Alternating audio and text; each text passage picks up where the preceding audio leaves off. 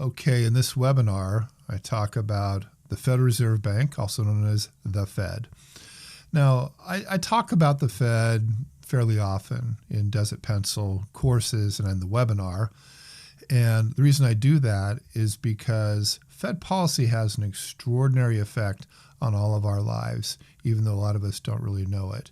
So what we did today was I put together a talk. It's just about 40 minutes. And I talk about the history of the Fed from when it was conceived in 1913 until more or less where we are today. And what I did in this talk is I talked about different moments in history, Fed policy, and what that meant for the economy and for all of us. So if this will help make you a little bit better knowledgeable about what the Fed is, what it's not, what it does, how it works, and now I can use all that information to make better decisions about your money moving forward. This is June 6th. Okay, now we can start talking about the Fed.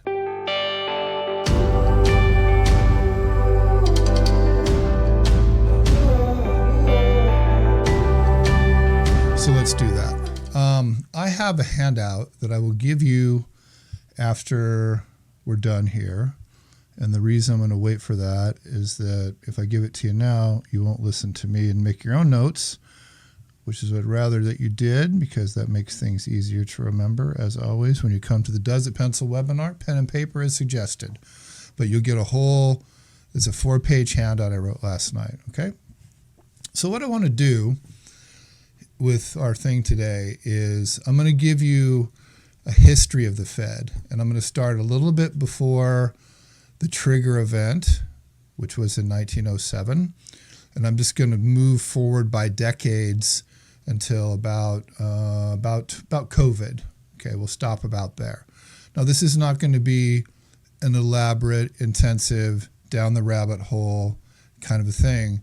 What I want to do is to give you enough basic understanding and, more importantly, give you some correlation so you can begin to understand not just the influence, but the extraordinary influence that the Fed has on all of our wealth, okay? And then I'm also going to give some service to, of course, what the Fed does behind the scenes as well. So at the end of my talk, my little history lesson here, I'm going to give you the 5 mandates of the Fed and what they do, okay? So let me start first with 2 words that we will touch back to over the course of the next 30 or 40 minutes, okay? So the first word is recession. All right, so what is a recession? So a recession is a pullback in growth, and it's not a formal definition, but sort of the street slang definition of a recession is 2 consecutive quarters of negative GDP, which is gross domestic product, which is output, okay? And that's just kind of the layman's term, all right? So we think about this in general gross economic terms because the capitalist model is really based on eternal growth. Okay, that's what it is. It's what it always has been. It's what it will continue to be until something changes. So a recession is a pullback in that growth. And some people would tell you, like I have a stockbroker once who told me, if you look at the cycles, we actually go into a recession about every 7 years. Okay, and we would think initially that recession bad. Well, yes, but recession's kind of a cleansing. Okay, it's a way to sort of clean the things out of the system that probably shouldn't have been in the first place. You know, the nefarious activities, the policies didn't work, all that kind of stuff. So whether you're pro or con doesn't really matter. We have one about every 7 years, and that's what it is. So the other word is inflation. Okay, a word that we've all heard before, but interestingly, and most of us are in the 50 plus group here. So I'm 64, as you know. I remember very well the effect of inflation in the 70s. It hit my family of origin household pretty hard. You know, we were coupon clippers and we did all the stuff that a young family had to do in the 70s because that's just the way it was. So how does inflation start? Well, there's a lot of different definitions, but the one that I always use, and the one I think most people tell you the truth will use, is inflation occurs when there's more money than there is goods and services in the marketplace. And the most recent and extraordinary example of that happened after the COVID, okay, when we started opening up, because what happened during the COVID was the Fed and Department of Treasury pumped $7 trillion with a T dollars into the economic system while concurrently shutting down GDP for 18 months. And it wasn't just the US, it was a worldwide phenomenon. Okay, so when we came out of the COVID time, and I'm not saying I'm like Nostradamus, but I went to college and I learned a couple things besides how to smoke pot. This is what causes inflation. And so when we got inflation, I was like, well, that's what they told me in the 80s. That's how it starts. And so when Janet Yellen came on, who was then the Secretary of the Treasury, and said, it's transitory, I'm like, no, lady, you need to smoke some more pot. This is not transitory. This is big. Because if you look at the amount of debt that we had, well, if we go back to when President Obama came into office, the national debt, that was 2008, the national debt was $6 trillion. Okay, you know what it is now? It's about 37 trillion. So it has, what's that word? Sextupled or sextupled or something like that in 18 years. Over the previous 250, it's grown by a factor of 6. It's extraordinary. Okay, so COVID was a big deal, and I would argue that we'll feel the effects of it for a long time, especially when it comes to inflation. Okay, so that's the opening salvo. Those are the two words, recess and inflation. I will come back to those, okay? So now we're going to go into the Wayback Machine, and we're going to talk about a fundamental event that occurred that some of you might know of. My guess is most of you probably don't. And this event occurred in the year 1907. All right, and there's probably some cool historic term for it. I don't know what it is. But essentially, there was a panic. Okay, and what happened during the panic is there were 3 guys in New York, and one guy was in ice, like what you keep in your freezer, because they didn't have freezers back then. One guy was in copper, which is a very important commodity back in those days. And the other guy was a banker. Okay? And so these 3 guys got together and they decided they were going to corner the copper market. Okay? So they were going to buy up all the copper and make it go up and make it go down and, you know, be rich and all that kind of stuff. Well, it didn't work. And one of the guys, the banker, was in charge of something called, I've got to write this down for you. It was called the Knickerbocker Trust. So many of you have heard the term fiduciary.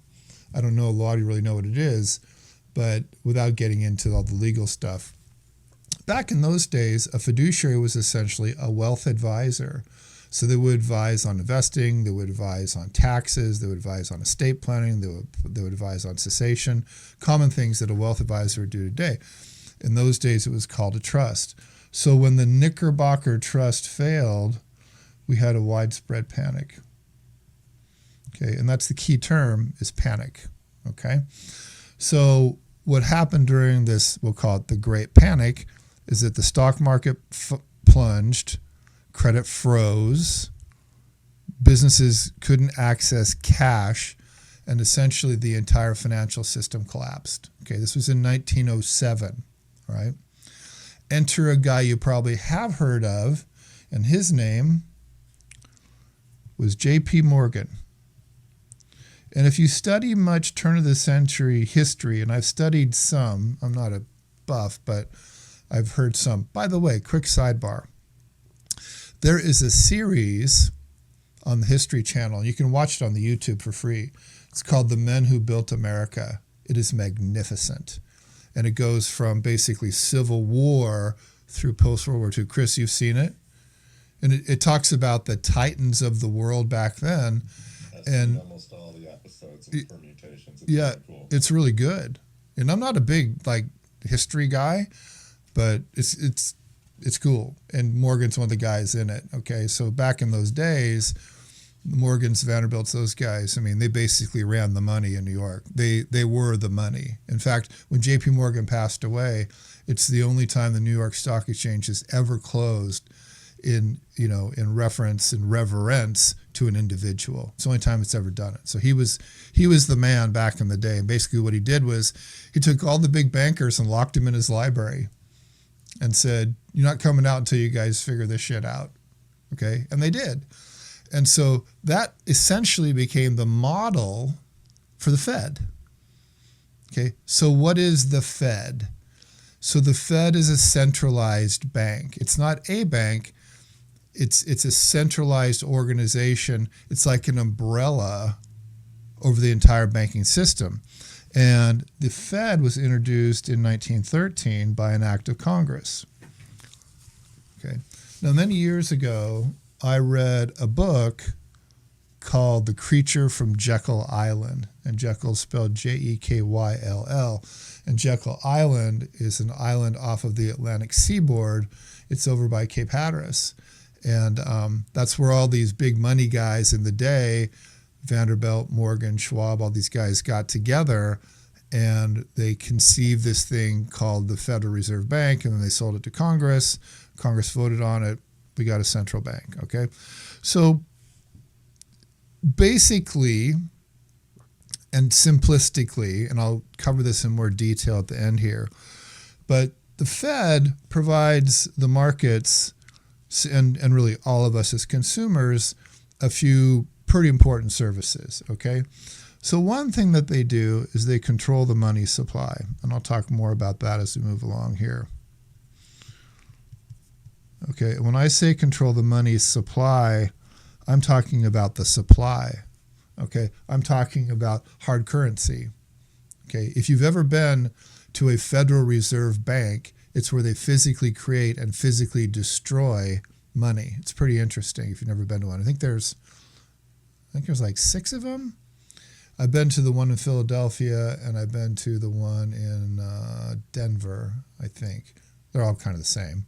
But anyway, if you're ever wandering around, you go, "Oh, there's a Federal Reserve Bank. You should go on a little tour. It's cool." Okay, so that's one of the things they do. Another thing they do that we all know about is they control interest rates. I'll talk more about that in just a minute. And so for you guys that sell real estate, obviously this is a super important function. They're also a clearinghouse.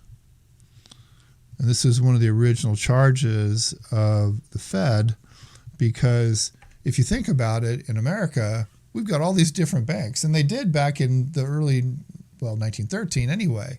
Okay, this is part of the problem was there was no cohesiveness in the system.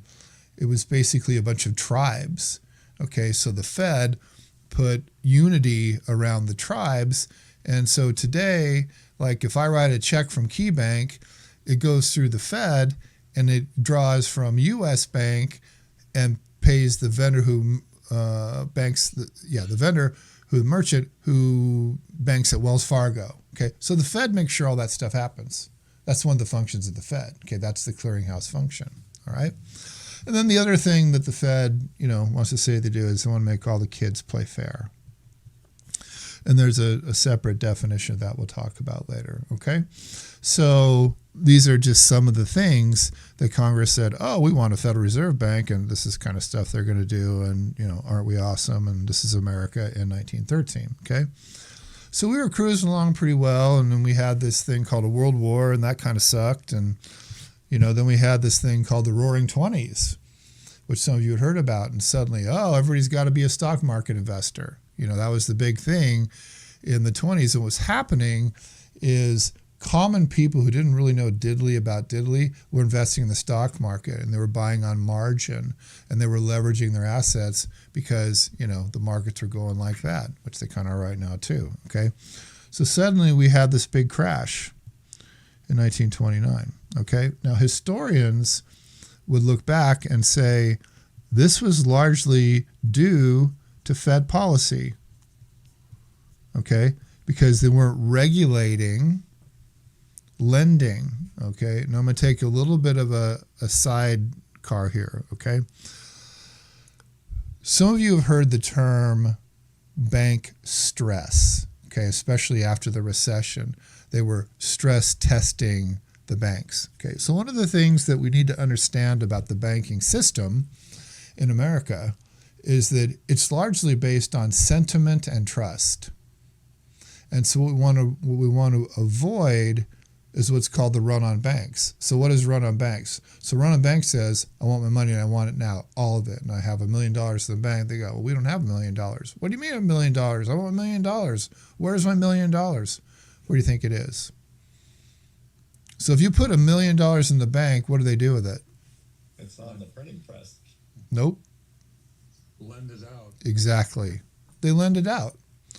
So lending is regulated by something known as a yield reserve.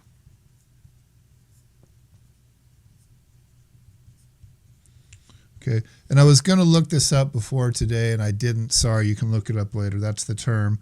But essentially it's 3% of demand deposits. So what does that mean? So that means that we all get together and start the Bank of Joe. We pool our money. We have $1 million. We say, awesome, we're gonna do this bank thing, okay? So now there's $1 million in the bank. The charter that we receive as the bank, the charter, tells us we have a yield reserve of 3%. So what that means is we only have to have $30,000 in cash in the bank at any one time. That gives us $970,000 available to lend out. Okay, so if I use simple numbers and say, oh, we charge 10%, we're making $97,000 a year. Okay, so in a super simple way, that's how banks make money, and that's why big banks buy little banks, because it increases their demand deposit base. Demand deposits are it's called the M1, the money we use every day as consumers, so that expands the base that they're allowed to lend, and therefore they become more profitable. That's, in a super simple way, that's how a bank works. Okay, so problem when the crash came in 1929, okay? So what did the Fed do? What did the Fed not do? Okay, so here's one of the things they did not do, and I'll come back to this here as we move forward in history. So they did not increase the money supply. Okay, what they did was, and I'm just going to use a term here, it's called mark to market, even though that's not really the right term for this.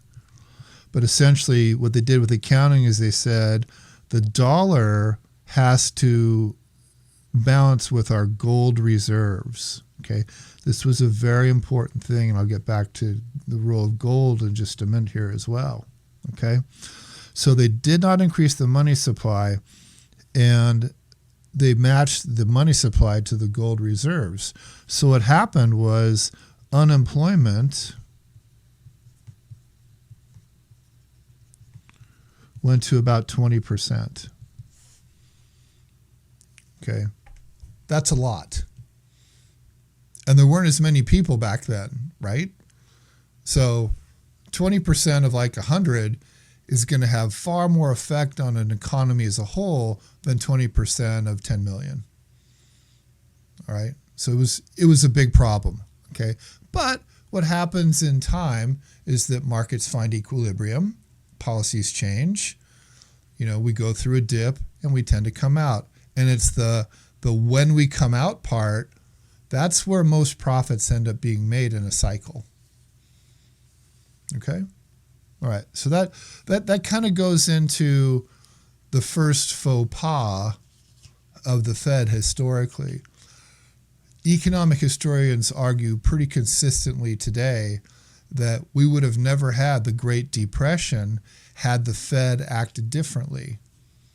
But a part of the problem was they don't know. It's all a lab experiment.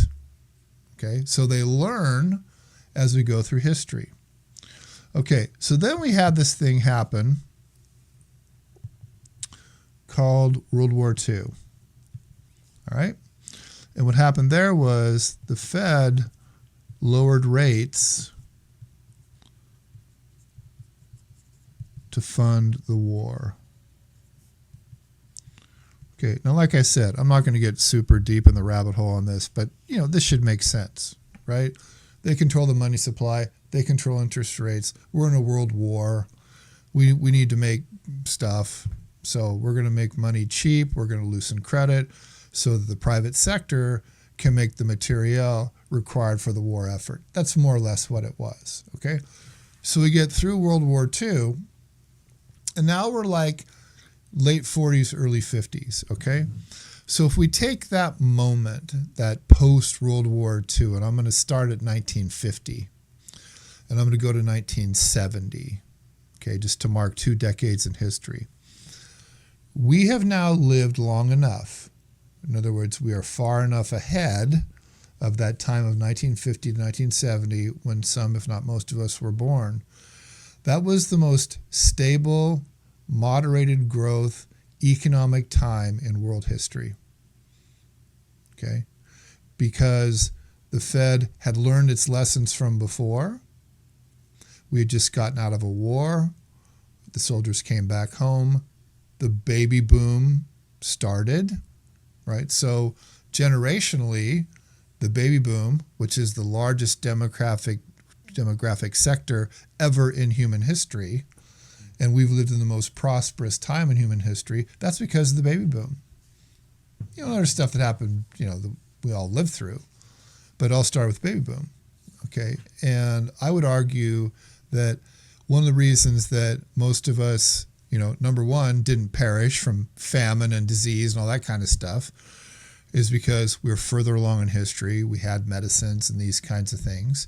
And we were really moving into building what we now know as modern society. It's a very different society, very different set of circumstances just to be a human than it was before World War II. Okay, and Fed policy basically gave us moderate growth, reasonable interest rates, and no inflation. Okay, so that was about a 20-year period. Okay, and then we have, I'm just going to mark this in time with a couple presidents. So one important president was LBJ, okay, Lyndon Baines Johnson. And the reason he mattered is because he did good stuff too. I'm not dissing on LBJ. But his vision as our country's leader back then was something called the Great Society, which we would call today entitlement and welfare. Okay, now again, this is the progression of our species. And things were a hell of a lot worse back then than they are now. So to really get it, you really have to consume history. But as a moment in time, what LBJ said was the federal government has the power to make life for less fortunate people better. Well, that sounds good. I mean, nobody's going to argue with that. But there's a caveat. And the caveat is somebody has to pay for it. Okay? So at that point, the dollar was still backed by gold. Okay? Not only was it backed by gold, actually, let me rewind about 15 or 20 years in world history. Sorry, I forgot about this one. So pre-LBJ, there was something called Bretton Woods. This was important. This is post-World War II. Okay, so what is Bretton Woods and why does it matter?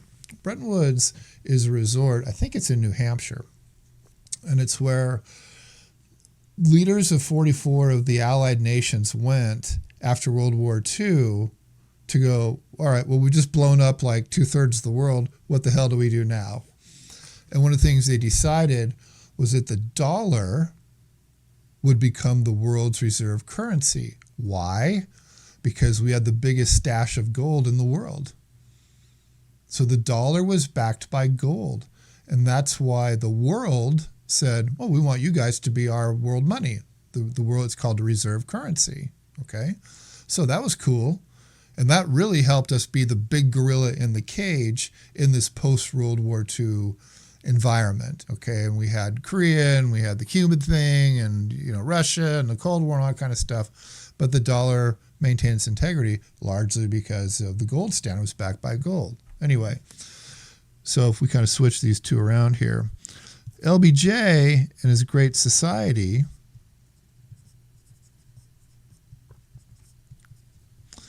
people who were trading in dollars for international trade basically were looking around going, well, wait a minute. These guys are making a perfect world, but all they're doing to pay for it is what? What? Anyone? Printing more money, which devalued the currency. So pretty soon these people are like, we want gold. Screw the dollar. Okay, so this went on for a while, and then we get into Nixon's presidency, and I believe it was at the beginning of his second term. I could be wrong about that, but it was somewhere in Nixon's presidency when he took America off of the gold standard. Okay, because people were shorting and longing gold, and you can look that all up later if you want to, it doesn't matter. But then what happened was the dollar became what's called a fiat currency. Okay, so fiat, F-I-A-T, means that it's floating and there's nothing backing it up. Okay, so the dollar has been a fiat currency now for over 50 years. It can say it's backed by the good faith and credit of the United States government, but it's not backed up by shit. Okay, it's all sentiment, it's all trust. Okay, and that's a really important thing to remember, because again, if we look back at history, if you look at post-World War II, after when we finally defeated Germany, the Deutschmark wasn't worth anything, and all the currencies in Eastern Europe, I mean, they were using them to burn for energy during the winter so they could be warm. They were using them for toilet paper. It was ridiculous because all it was just paper confetti. It was worth nothing. Okay, so I'm not trying to scare anybody, but just footnote, Bretton Woods went away in 1974, let's say, and the dollar has been a fiat currency ever since then. Okay, all right, so the 70s show up, the music's great, the clothes are ridiculous, and we have something called inflation. Why? Because the boomers, the baby boomers,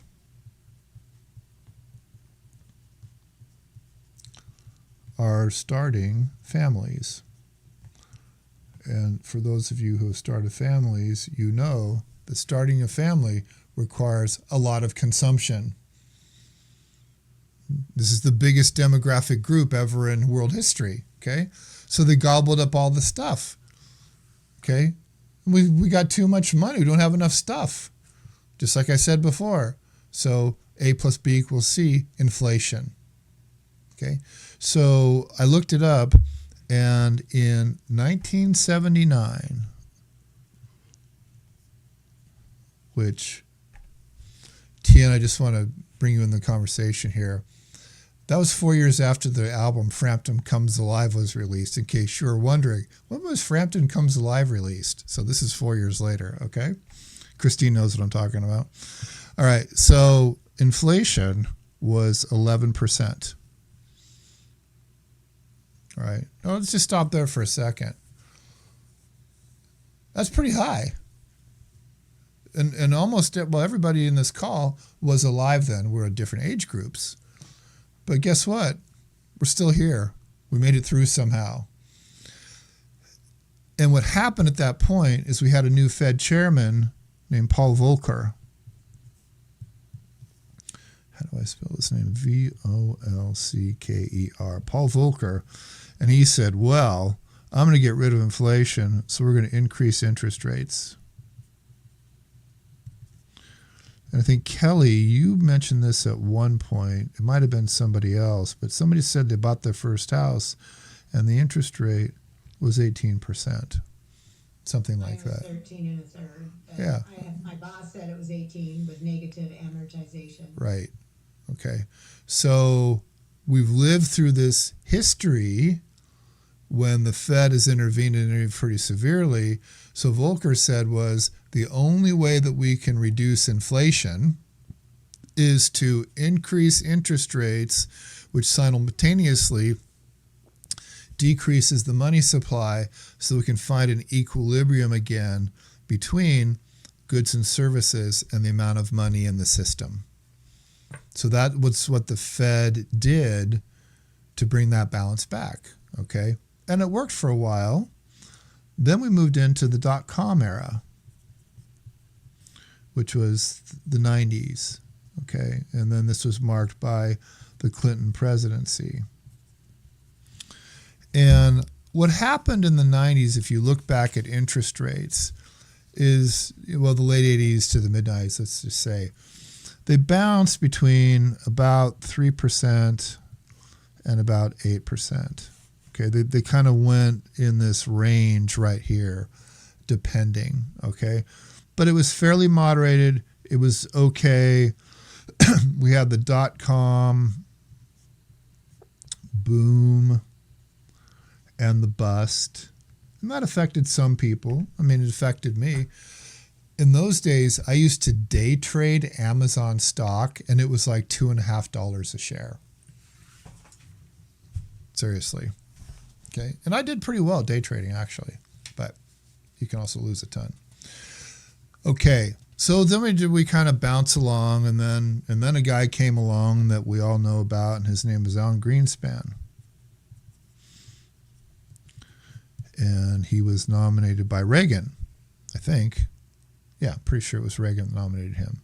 Anyway, so Greenspan's kind of an interesting study because he was a great follower of Ayn Rand, who, if you know her, the Russian writer.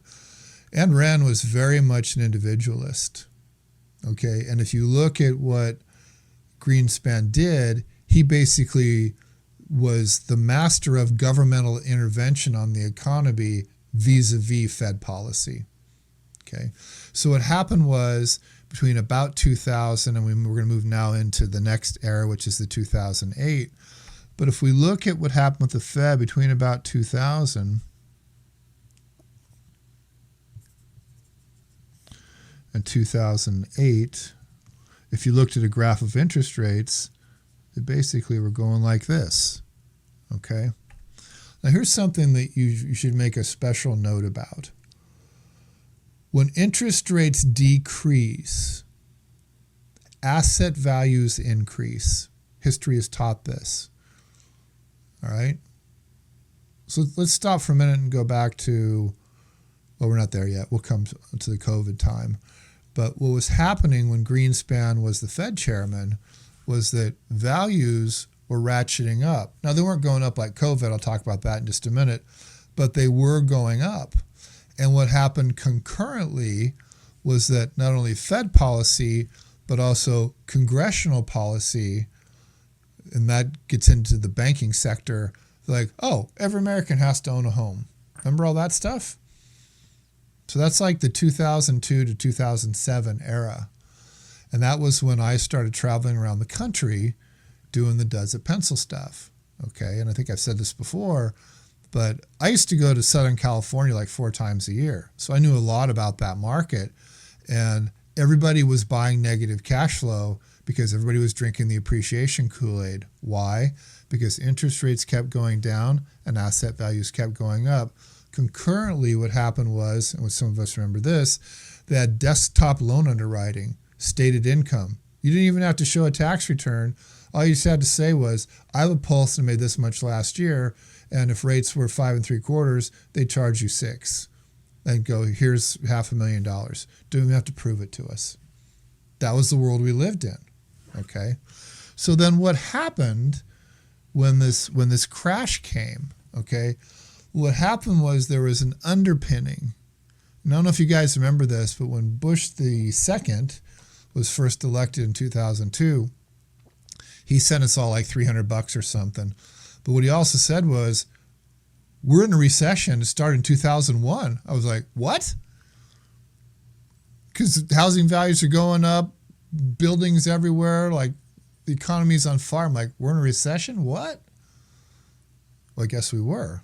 Or he said we were. I don't know if we were, but that's what he said. I remember it very well. Anyway, So we go through this era with Greenspan up until about 07, 08, where interest rates are going down. Credit underwriting is loose and free, I'll say. And then one day we wake up and go, well, what happened here? Why is everything crashing down? Well, what happened was, and this gets back to what Bush said, was that on that run up to 2008, most people were using their houses like credit cards. And it was this great wave of refis because interest rates were coming down and people would go buy stuff. And that's what was propping up the American economy, 2/3 of which is consumer purchasing driven, okay? Until people started losing their jobs. And that's what started the whole crash. People didn't have a job. And if you remember when the crash came, it came hard and it came fast, okay? I mean, if we were to look at a graph of life that way, like from about, we'll just say 2002 to 2008, we were just going on our merry way and everything was growing like this, and then it just went like that. That's basically what happened. It was a cliff syndrome. But as we were growing like this, interest rates were going like this simultaneously. Because, as I said, as interest rates go down, asset values go up. Okay? So that's when Obama became our president. Okay? And we were in kind of a world of hurt when all that stuff finally went down, and Henry Paulson and Dick Cheney and President Bush they basically went to Congress. They had a 3-page piece of paper and said, if you don't give us $800 million right now, the entire world economy will collapse in 72 hours. That's where we were, okay? So at that point, we had a Fed chairman by the name of Ben Bernanke, who used to work for Greenspan. And what Bernanke said was, oh, well, I went to Harvard and MIT and all this kind of stuff, and so we're going to prove my PhD thesis because we circle back to 1929, the Fed tightened the money supply, and we had a depression. So Bernanke said in 2008, we're going to do the opposite. So they lowered the Fed funds rate down to 0%. And that flooded the world, well, the Americans anyway, with money. Okay? And we had the whole thing, banks are too big to fail, and, I don't make this political, but that's what happened, okay? The other thing that happened of note at that point was something called QE, okay? Quantitative easing. This is kind of a big deal. So what is quantitative easing? Quantitative easing is when the Fed buys assets from the Treasury, largely mortgage-backed securities. Okay, so technically it's not a printing of money, but it shows up as debt on the balance sheet. So what does that mean for normal people? It was a complete fraud. That's what it means. There wasn't any assets there to buy this debt, but they just said, it's okay, just press that button on the computer and it'll all go away. And that's what they did. Okay.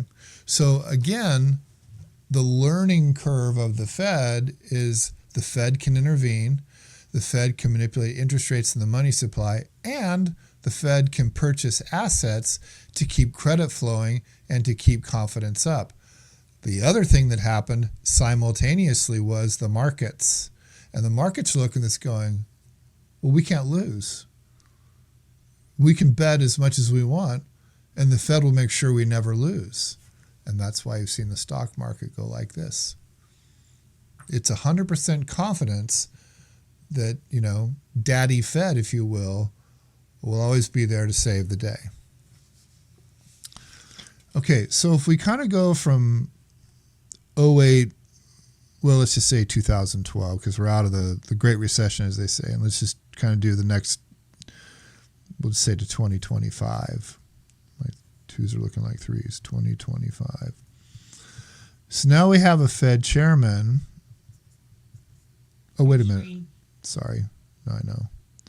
I forgot about, yeah, I know. I forgot about something which was kind of important. Remember that, everybody? Okay, so that was a giant panic attack. Even though we've had pandemics in this country for 100 years, everybody freaked out. I still remember the day in March when the Dow fell 3,000 points in one day. It was crazy. So, what did they do? Interest rates to zero,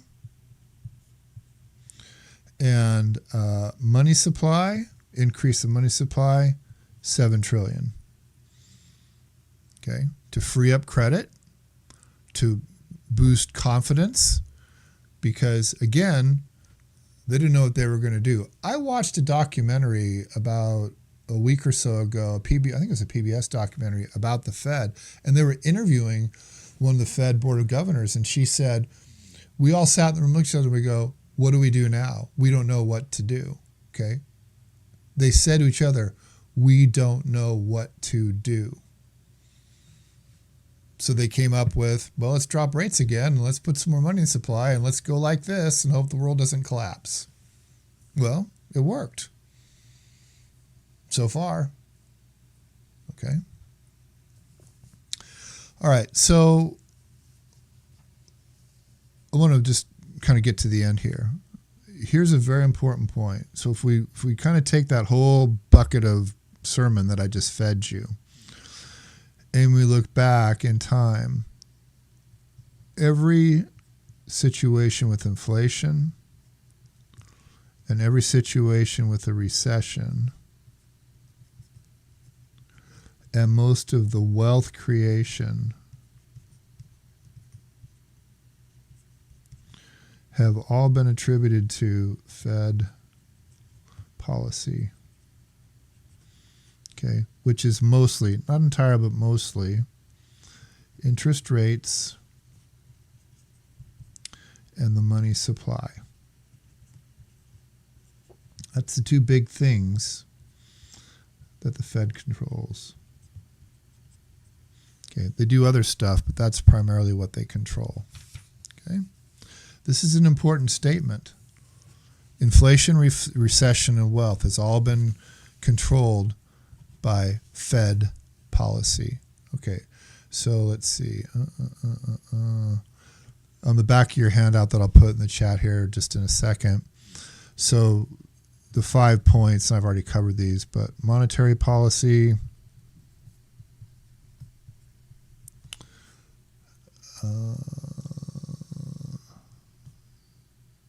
oversight of the system,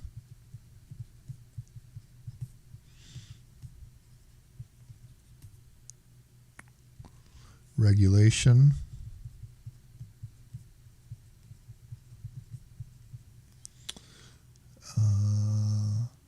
and then consumer protection.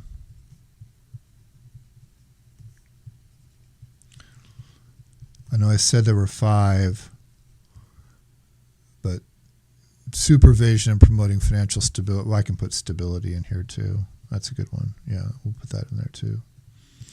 So it's basically the 5 things that the Fed does for us. And again, I say of all those 5, these 2 probably have the most direct impact on our wealth. All right. Okay, I've never done that talk before, so I was a little curious if it was going to go too fast.